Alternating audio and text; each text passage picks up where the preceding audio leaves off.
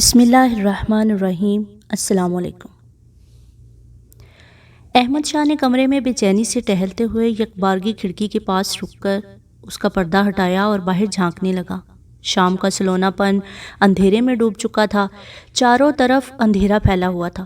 کراچی رنگ برنگی روشنیوں سے جگمگا رہا تھا، کسی نئی نویلی دلہن کی طرح دکھائی دے رہا تھا۔ رونقیں اپنے شباب پر تھیں، زندگی تھرکتی ہوئی لگ رہی تھی، مگر وہ اپنے آپ کو بے حد اداس اور ملول سا محسوس کر رہا تھا۔ دل گرفتہ سا تھا، اس کے لیے اب اس شہر کی خوبصورتی اور رنگینی میں کوئی کشش نہیں رہی تھی۔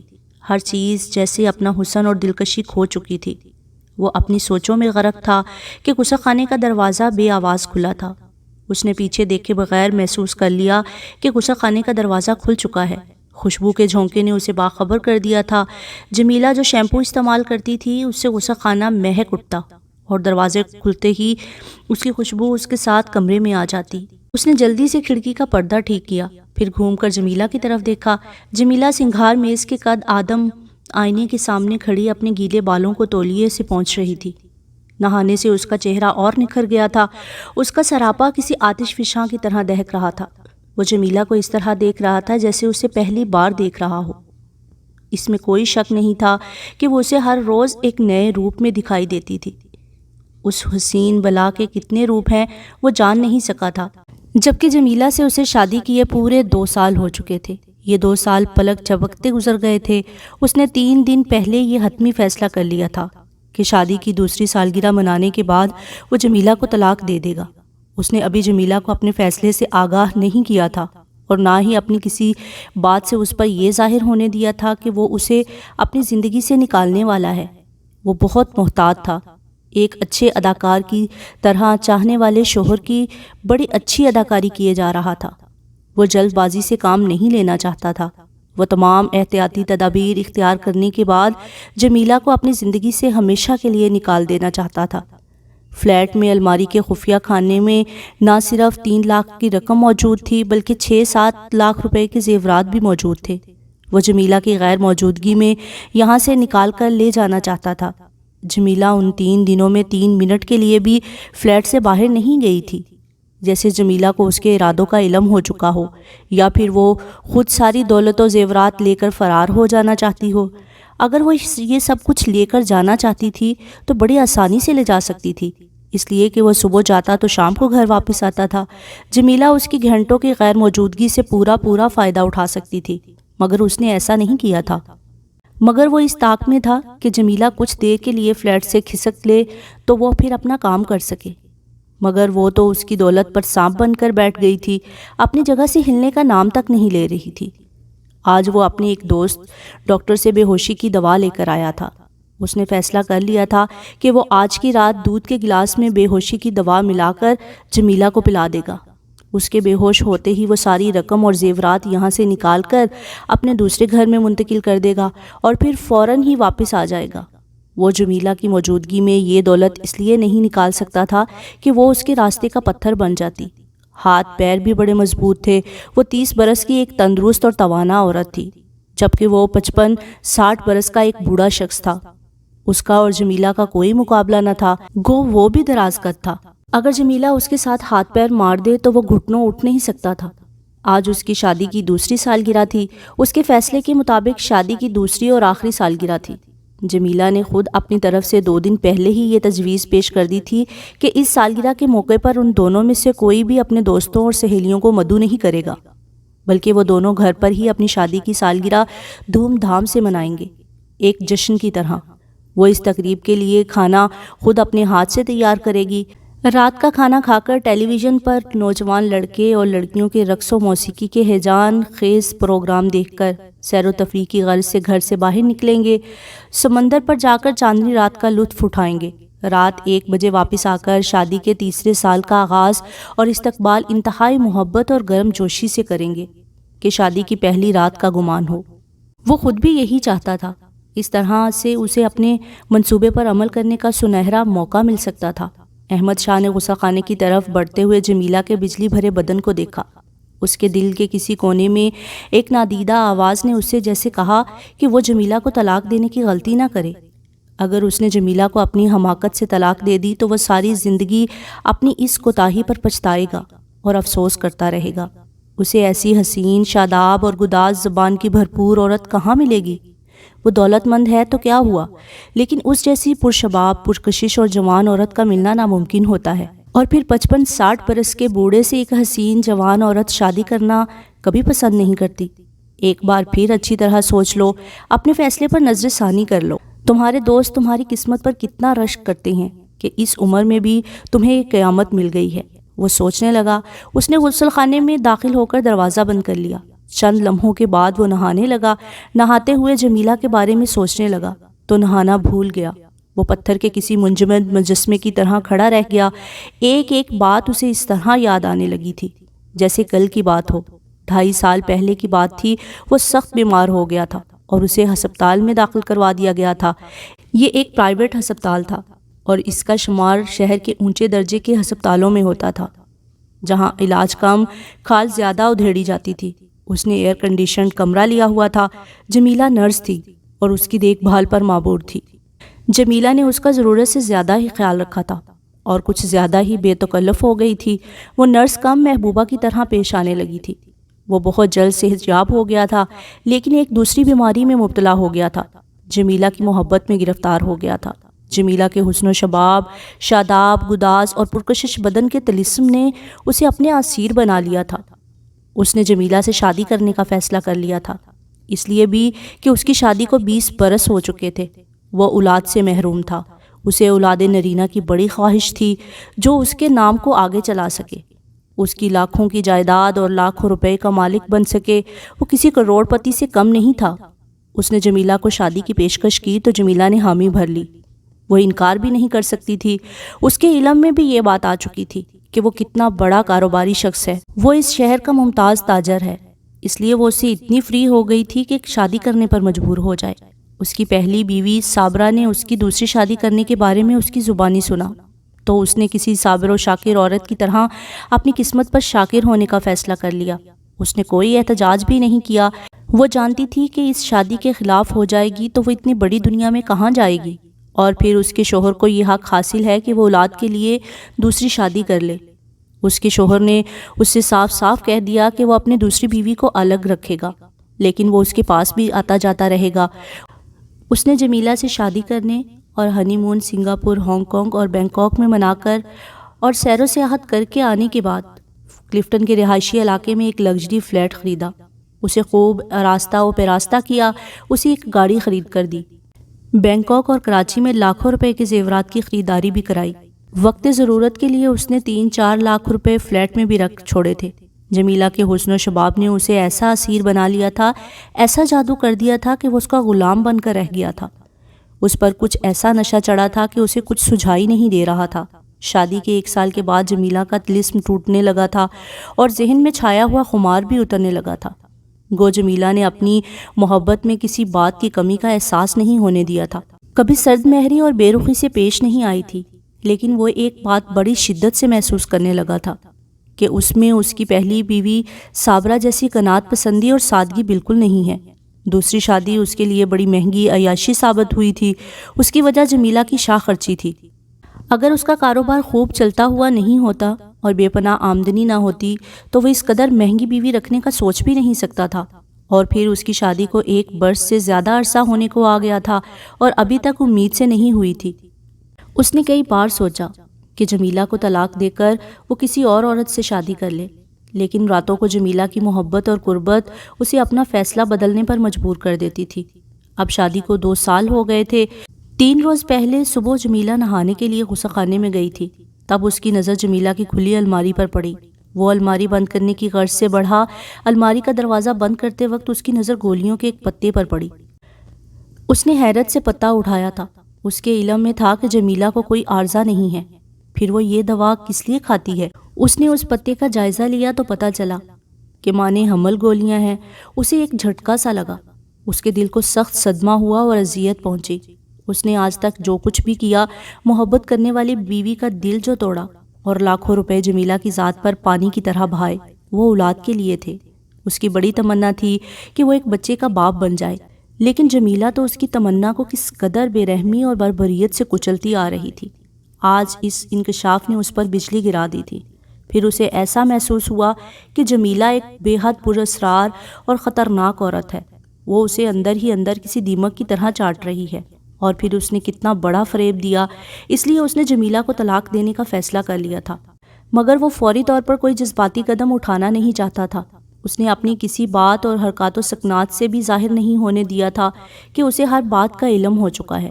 اس روز اس نے جمیلہ سے نجات پانے کے بارے میں سوچنا شروع کر دیا تھا۔ پھر ایک تدبیر اس کے ذہن میں آ گئی تھی۔ کیا ہوا احمد شاہ جانی؟ جمیلہ نے باہر سے چلا کر پوچھا۔ نہا رہے ہو یا سو رہے ہو؟ وہ ایک دم سے سوچوں کی دنیا سے نکل آیا۔ اس نے سنبھل کر جواب دیا، نہا رہا ہوں۔ آج تم نے بڑی دیر لگا دی جانی، جمیلہ بولی۔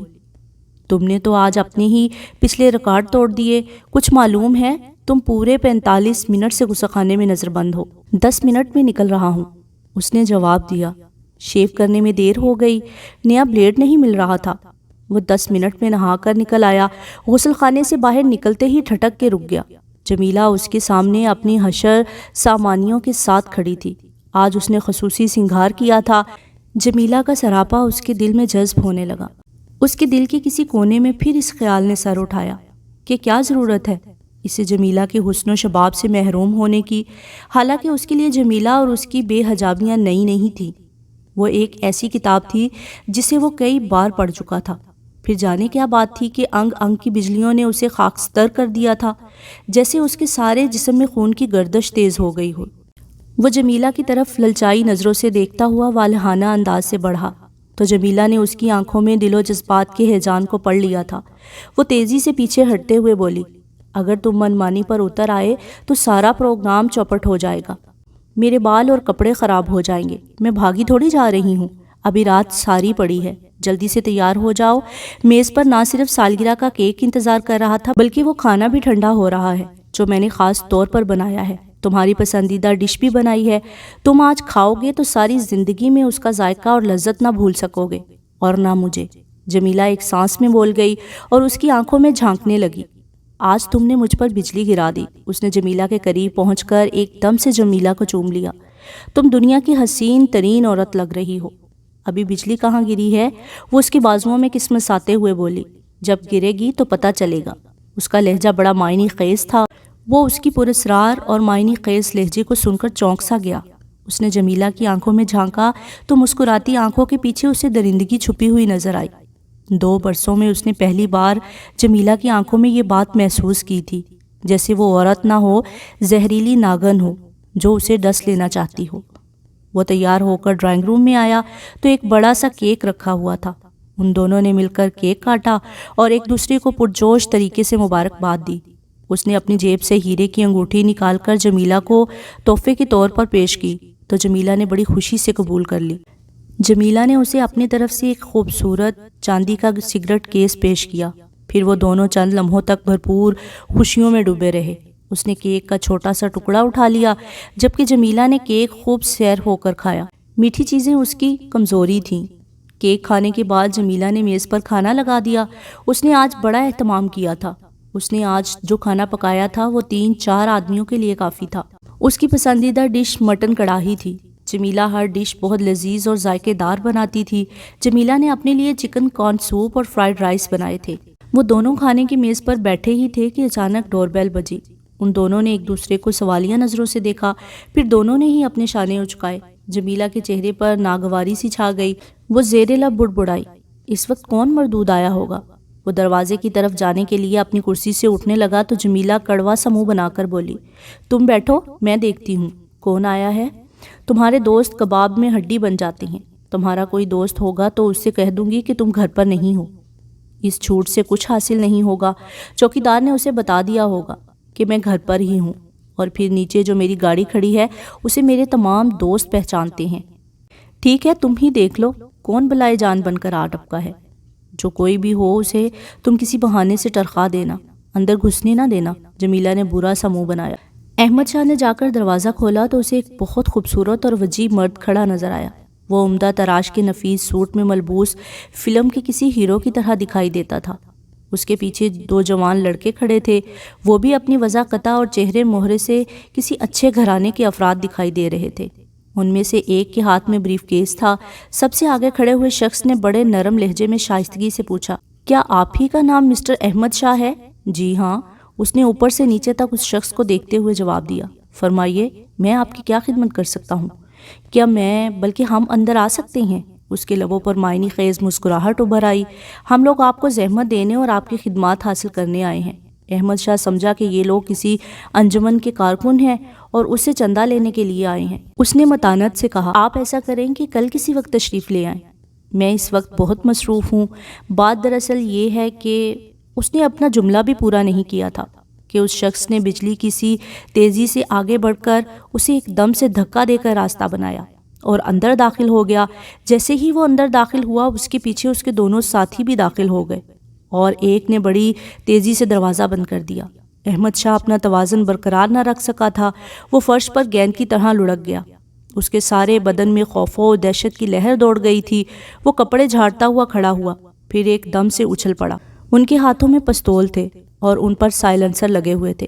یہ نالیں اسے گھور رہی تھیں، ایسا لگ رہا تھا کہ وہ شعلے اگل پڑیں گی۔ ایک نے آگے بڑھ کر اس کے سینے پر پستول کی نال رکھ دی۔ خوبصورت مرد جو ان کا سرغنہ تھا بڑے شفاف لہجے میں بولا، سردار احمد شاہ، آپ ایک ذہین، دور اندیش، سمجھدار کاروباری شخصیت ہیں۔ آپ کی بقا اسی میں ہے کہ آپ ہمارے ساتھ تعاون فرمائیں، عدم تعاون کی صورت میں آپ کی لاش اس فلیٹ میں سڑتی رہے گی۔ احمد شاہ کا چہرہ پیلا پڑ گیا، پھر سفید پڑتا چلا گیا۔ وہ ڈرائنگ روم کی طرف بڑھا اور اس کے پیچھے پیچھے وہ تینوں تھے۔ ڈرائنگ روم میں جمیلہ کرسی پر بیٹھی بے چینی سے پہلو بدل رہی تھی۔ ان تینوں کو دیکھتے ہی وہ ایک جھٹکے سے اٹھ کھڑی ہوئی۔ ایک لمحے کے لیے اس کی خوبصورت آنکھیں پھیل گئیں، پھر وہ نفرت اور غصے سے کانپتے ہوئے ہذیانی لہجے میں چیخی، کون ہو تم لوگ؟ خوبصورت مرد تیزی سے جمیلہ کی طرف بڑھا اور بولا، بیگم جمیلہ احمد شاہ، بہتری اسی میں ہے کہ آپ اپنی خوبصورت چونچ بند رکھیں، ہمیں منہ کو لگام دینا آتا ہے۔ اس شخص نے اپنی بات ختم کر کے اپنے ایک ساتھی کی طرف گھوم کر اس سے کہا، تم احمد شاہ کو اس کمرے میں لے جاؤ، اندر سے دروازہ بند کر لینا۔ میں جب تک دروازے پر دستک نہ دوں باہر نہیں آنا، ورنہ بنا بنایا کھیل بگڑ جائے گا۔ آخر تم لوگ چاہتے کیا ہو؟ احمد شاہ نے پھیسی پھیسی سی آواز میں کہا۔ اس کی پیشانی عرق آلود ہو رہی تھی۔ ہم جو چاہتے ہیں یہاں سے لے کر جائیں گے، آپ اس کی بالکل فکر نہ کریں۔ بہتر ہے آپ اندر تشریف لے جا کر تھوڑی دیر آرام فرما لیں۔ ایک جوان لڑکا جو انہیں پستول کی زد میں لیے ہوئے تھا، اس نے آگے بڑھ کر احمد شاہ کو کمرے کی طرف پیچھے سے اچانک اور بے رحمی سے دھکا دیا، اسے سامنے والے کمرے میں لے جا کر دروازہ بند کر لیا۔ یہ بھی ایک آراستہ بیڈ روم تھا، اس میں صوفہ سیٹ اور 2 کرسیاں بھی تھیں۔ اس نے احمد شاہ سے تحکمانہ لہجے میں کہا کہ وہ شرافت اور خاموشی سے بستر پر لیٹ جائے۔ احمد شاہ کے پاس اس کے حکم کی تعمیل کے سوا چارہ بھی نہیں تھا۔ وہ جوتوں سمیت بستر پر لیٹ گیا۔ لڑکے نے اے سی آن کیا، پھر وہ صوفے پر بالکل اس کے سامنے بیٹھ گیا اور پستول کی نال کا رخ اس کی طرف کر دیا۔ اب اس کے لیے اس بات میں کوئی شک و شبہ نہیں رہا تھا کہ یہ تینوں لٹیرے ہیں اور ڈکیتی کی وارداتیں کرنے کے لیے آئے ہوئے ہیں۔ وہ جانتا تھا کہ ڈکیتی کی واردات اب روز کا معمول بن چکی ہیں۔ ان لٹیروں سے لڑنا، مزاحمت کرنا اور ان کی کسی بات کو نہ ماننا حماقت تھی۔ یہ خون آشام بھیڑیوں کی مانند ہوتے ہیں، مرضی کے خلاف ذرا سی بات پر بھی انسانی جان لینے سے بھی دریغ نہیں کرتے۔ اس کی کتنی بڑی بدقسمتی تھی کہ اس کی بچھائی ہوئی بساط الٹ کر رہ گئی تھی۔ کہاں تو وہ اپنی رقم اور زیورات جمیلہ کو بے ہوش کر کے لے جانے والا تھا، اب یہ بدماش لے جا رہے تھے۔ اس کا سارا منصوبہ جو اس نے بنایا تھا وہ دھرا رہ گیا تھا۔ ایک خیال بجلی کی طرح اس کے ذہن میں آیا تو دل میں ایک انجانا خوف دامن گیر ہو گیا، کہیں ایسا نہ ہو کہ یہ لٹیرے اس کی حسین و جمیل بیوی سے کوئی فائدہ اٹھائیں۔ جمیلہ جس عالم اور لباس میں تھی، ان لٹیروں کا بہکنا عجب نہیں تھا۔ آخر وہ جوان مرد تھے، ان لٹیروں کے نزدیک کوئی اصول نہ ہوتا تھا۔ اور پھر ایک عورت مسلح افراد کے سامنے بے دست و پا، اور اسے بھی ایک بند کمرے میں پستول کی زد میں لیا ہوا تھا۔ شاید ان بدماشوں کا مقصد بھی یہی تھا، ورنہ کیوں اسے کمرے میں بند کرتے؟ اس نے اپنی بیوی کو 1000 بار منع کیا تھا کہ وہ کبھی ایسے لباس میں نہ نکلے جو مردوں کو اس کی طرف ندیدی نظروں سے دیکھنے پر مجبور کر دے۔ اسے جمیلہ کی بے حجابی ایک آنکھ نہیں بھاتی تھی۔ وہ اپنے دوستوں اور غیر مردوں کو جمیلہ کا بدن گھورتے پاتا تو اس کے تن بدن میں آگ لگ جاتی، مگر وہ برداشت کر جاتا۔ پھر وہ ان باتوں کا عادی ہوتا چلا گیا۔ مگر آج جمیلہ اس بے حیائی کی وجہ سے ان لٹیروں کے ہاتھوں سے بچنے والی نہ تھی۔ یہ سوچ کر اس نے دل کو تسلی اور دلاسا دینے کی کوشش کی کہ اسے اب اس زہریلی ناگن سے محبت کہاں رہی۔ جمیلہ نے اس کے ساتھ جو فریب کیا تھا اس نے اس کی محبت کو نفرت میں بدل دیا تھا، اور پھر وہ کل اس سے نجات پانے والا تھا۔ جمیلہ کے ساتھ جو ہوتا ہے وہ ہو اس کی بلا سے۔ وہ ان لٹیروں کی قسمت پر شک کیے بغیر نہیں رہ سکا تھا جو عین موقع پر آئے تھے۔ اگر وہ کل آتے تو انہیں رقم اور زیورات نہیں ملتے اور گھر کے قیمتی سامان کے سوا کچھ ہاتھ نہیں آتا۔ سامان لے جانا بھی آسان نہ تھا۔ گیٹ پر چوکیدار مالکان کی اجازت کے بغیر سامان لے جانے نہیں دیتے۔ یوں بھی رات کے وقت فلیٹ کے مکین یونین کی خصوصی اجازت کے بغیر بہت سارا سامان لے جا نہیں سکتے تھے۔ ادھر جیسے ہی ان کا ایک ساتھی احمد شاہ کو لے کر سامنے والے کمرے میں گیا، اس خوبصورت سے مرد نے اپنے ساتھی کو فوری ہدایت دی، تم جلدی سے ریسیور اٹھا کر نیچے رکھ دو، اور کسی نے اطلاعی گھنٹی بجائی تو دروازہ کھولنے کی حماقت نہ کرنا، تا وقت کہ میں اپنا کام مکمل کر کے نہ آ جاؤں۔ گھبراہٹ اور جلد بازی کی قطعی ضرورت نہیں، اپنے آپ کو قابو میں اور پرسکون رکھو، کامیابی ہمارے قدم چومنے والی ہے۔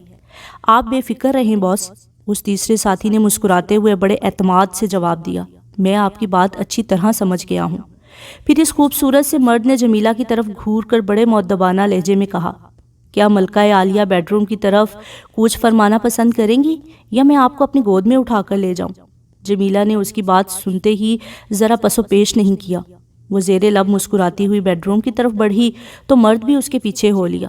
کمرے میں پہنچتے ہی مرد نے دروازہ بند کر کے پستول جیب میں رکھ لیا۔ جمیلہ اپنی آنکھوں میں چاہت اور خود سپردگی لیے اس کی طرف بڑھی۔ وہ دونوں ایک دوسرے کی آنکھوں میں جھانکنے لگے۔ چند لمحوں کے بعد جمیلہ کیف و رنگ کی جہاں سے واپس آ کر بولی، راشد تم 1 گھنٹے پہلے کیوں آ گئے؟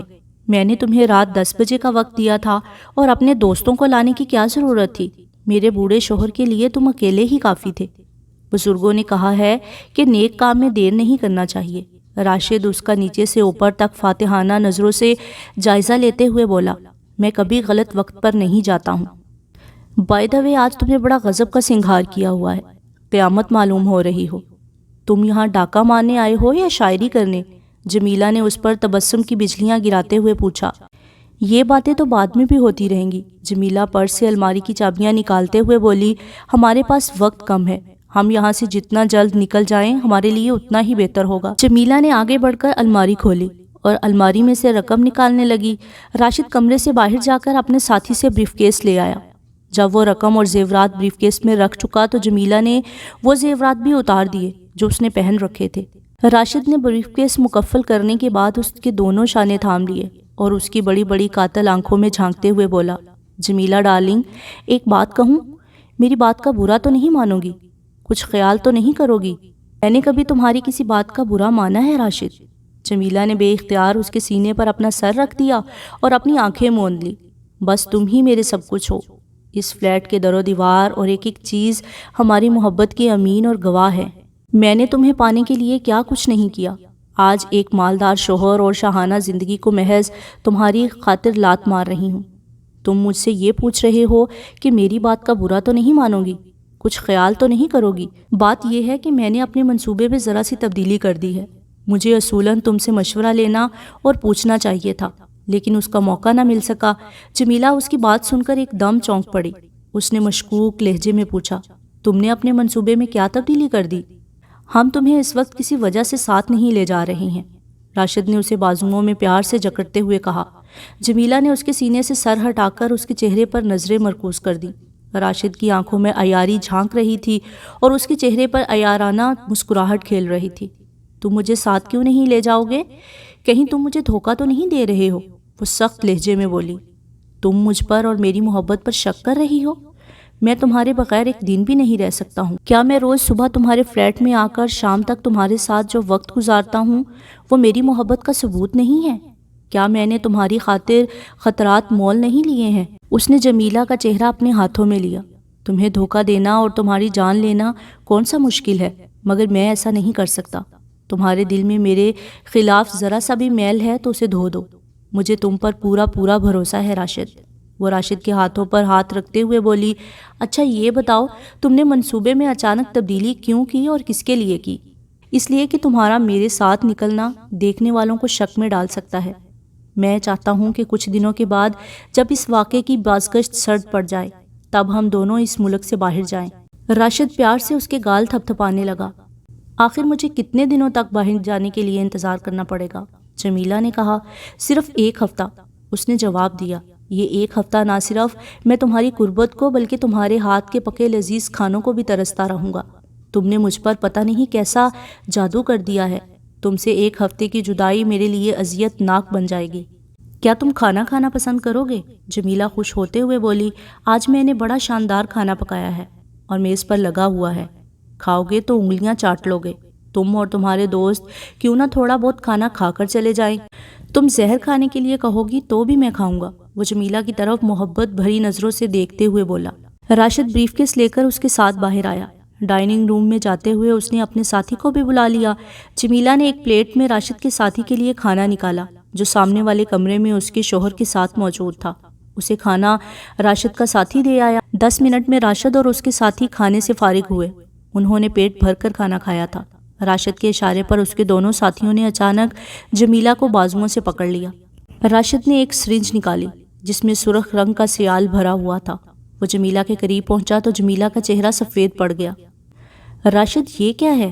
وہ دہشت زدہ ہو کر بولی۔ یہ نیند کا انجیکشن ہے، راشد استہزائی لہجے میں بولا۔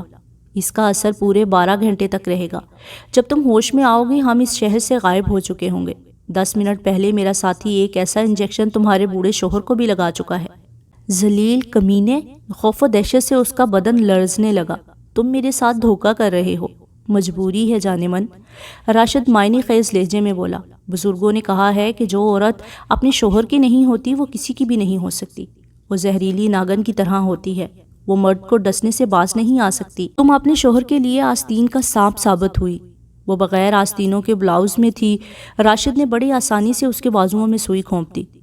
اس نے چیخنے چلانے کی کوشش کی لیکن راشد کے دونوں ساتھیوں نے اس کا موقع ہی نہیں دیا۔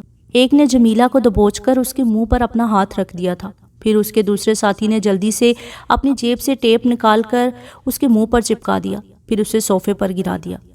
راشد کے ساتھی نے اپنی جیب سے گاڑی کی چابیاں نکال کر اس کی طرف بڑھائیں۔ راشد نے چابیاں لے کر جمیلہ کی نظروں کے سامنے لہراتے ہوئے کہا، تمہارے شوہر کی قیمتی گاڑی ہم لے جا رہے ہیں۔ 8 لاکھ روپے کی اس گاڑی کی پوری نہ صحیح آدھی تو قیمت مل ہی جائے گی، تو یہ بھی غنیمت ہے۔ اس کے بدلے ہم چوری کی گاڑی چھوڑ جا رہی ہیں۔ جمیلہ کچھ بول بھی تو نہیں سکتی تھی، اس کے منہ پر ٹیپ چپکا ہوا تھا۔ وہ صرف خوف و دہشت سے پھٹی پھٹی نظروں سے اسے دیکھ رہی تھی۔ اس کی آنکھوں سے نفرت اور حقارت جھانک رہی تھی۔ اس کی آنکھیں جیسے اس سے کہہ رہی تھی، تم عورت کو نہیں جانتے ہو، مجھے نہیں جانتے ہو، میں کسی زہریلی ناگن سے کم نہیں ہوں، میرا ڈسا پانی بھی نہیں مانگتا۔ اچھا جانم، میں جا رہا ہوں، وہ اس کے رخسار کا بوسہ لیتے ہوئے تمسخر انگیز لہجے میں بولا۔ تمہارے ساتھ گزارے ہوئے لمحات، گھڑیاں اور بہت سارے دن میں کبھی نہیں بھول سکوں گا۔ وہ سب میری زندگی کے ناقابل فراموش لمحات اور دن ہیں۔ ویسے تم مجھے بہت یاد آؤ گی۔ تم ایسی چیز نہیں ہو جسے آسانی سے بھلایا جا سکے۔ شاید زندگی کے کسی موڑ پر تم سے پھر ملاقات ہو جائے۔ ٹاٹا۔ جمیلہ پر موت کی سی غنودگی چھانے لگی۔ اس کا سر چکرایا تو اس کی آنکھوں کے سامنے اندھیرا چھانے لگا۔ اس نے بہت کوشش کی کہ وہ غشی کے عالم سے نکل آئے۔ اس کی ہر جدوجہد ناکام ہونے لگی تھی۔ وہ جلد ہی تاریکیوں میں ڈوبتی چلی گئی۔ جب وہ پوری طرح بے ہوش ہو گئی تو راشد نے اسے گود میں اٹھا کر صوفے پر لٹا دیا۔ وہ تینوں فلیٹ سے نکلے اور تیزی سے سیڑھیاں اترنے لگے۔ احمد شاہ کو نیند کے عالم میں ایسا محسوس ہو رہا تھا کہ اطلاعی گھنٹی مسلسل بج رہی ہے۔ وہ آنکھیں ملتا ہوا بیدار ہوا تو اسے اپنا سر بھاری محسوس ہوا۔ اس پر غنودگی سی چھائی ہوئی تھی۔ وہ سر کو جھٹکا دیتے ہوئے اٹھا تو نیند کا غلبہ کسی قدر کم ہوا۔ دوسرے لمحے اس کے ذہن میں گزرے ہوئے واقعات تازہ ہونے لگے۔ اس نے کھڑکی سے پردہ ہٹا کر دیکھا۔ صبح ہو چکی تھی، دن خاصا چڑھ آیا تھا۔ وہ کسی شرابی کی طرح لڑکھڑاتا ہوا کمرے سے نکلا۔ اس نے نشست گاہ میں جمیلہ کو صوفے پر بے ہوشی کی حالت میں پایا۔ اس نے جا کر دروازہ کھولا۔ سامنے پولیس انسپکٹر اس کے ماتحت اور چوکیدار کھڑا تھا۔ کیا رات آپ کی گاڑی چوری ہو گئی تھی؟ انسپکٹر نے پوچھا۔ یہ ہونڈا اکارڈ آپ کی گاڑی تھی؟ صرف گاڑی نہیں، رقم اور زیورات بھی چوری ہو گئے ہیں۔ رات میرے گھر میں ڈکیتی کی واردات ہوئی ہے۔ اس نے انسپکٹر کو اندر لا کر بٹھایا اور اسے تفصیل سے سارے واقعات بتائے۔ ان لوگوں نے جاتے جاتے مجھے اور میری بیوی کو بے ہوشی کے انجیکشن لگا دیے تھے۔ آپ کی گاڑی، رقم، زیورات اور وہ لٹیرے مل گئے ہیں، پولیس انسپکٹر نے بتایا، لیکن ان میں سے کوئی بھی زندہ نہیں بچا ہے۔ وہ تینوں رات 10 بجے مردہ حالت میں کار میں ملے تھے۔ ایک شخص نے ٹیلی فون پر پولیس کو اطلاع دی تھی کہ ایک خوبصورت اور انتہائی قیمتی کار سگنل کے کھمبے سے ٹکرا گئی ہے، اس میں 3 آدمی بے ہوش پڑے ہیں۔ پولیس نے موقع واردات پر پہنچ کر دیکھا تو ان میں سے کوئی بھی زندہ نہیں بچا تھا۔ پوسٹ مارٹم کے مطابق ان کی موت ایسی چیز کھانے سے ہوئی ہے جس میں زہر ملایا گیا تھا۔ جی ہاں، احمد شاہ بولا، میں نے آپ سے کہا تھا نا کہ رات ہماری شادی کی سالگرہ تھی۔ میری بیوی نے رات کا کھانا بڑے اہتمام سے تیار کیا تھا۔ کھانا شروع کرنے سے چند لمحے پہلے لٹیرے آ گئے۔ انہوں نے نہ صرف رقم اور زیورات لوٹے بلکہ کھانا بھی چٹ کر گئے۔ اب بھی کھانے کی میز پر بچا کھچا کھانا پڑا ہوا ہے۔ اوہ، پولیس انسپکٹر سوچتے سوچتے ایک دم اچھل پڑا تھا۔ میرا خیال ہے آپ کی جوان بیوی نے آپ کو زہر دینے کی کوشش کی تھی۔ اس نے آپ کو ہلاک کرنے کا منصوبہ بنایا تھا۔ آپ کی خوش قسمتی نے آپ کو بچا لیا۔ آپ کے بجائے لٹیرے موت کے چنگل میں پھنس گئے۔ میں یہ کھانا لیبارٹری بھجوا رہا ہوں، اس کی رپورٹ سے پتہ چل جائے گا کہ اس کھانے میں زہر ملا تھا یا نہیں۔ شام میں جو رپورٹ آئی اس میں بتایا گیا تھا کہ چکن کارن سوپ اور فرائیڈ رائس کے علاوہ کڑاہی گوشت اور دوسری ڈشوں میں زہر ملا ہوا تھا۔ پولیس نے جمیلہ کو گرفتار کر لیا۔ احمد شاہ نے سوچا کہ وہ لٹیرے نہیں تھے بلکہ وہ اس کے محسن تھے، جن کی وجہ سے اس کی جان بچ گئی اور آستین کے سانپ سے نجات مل گئی۔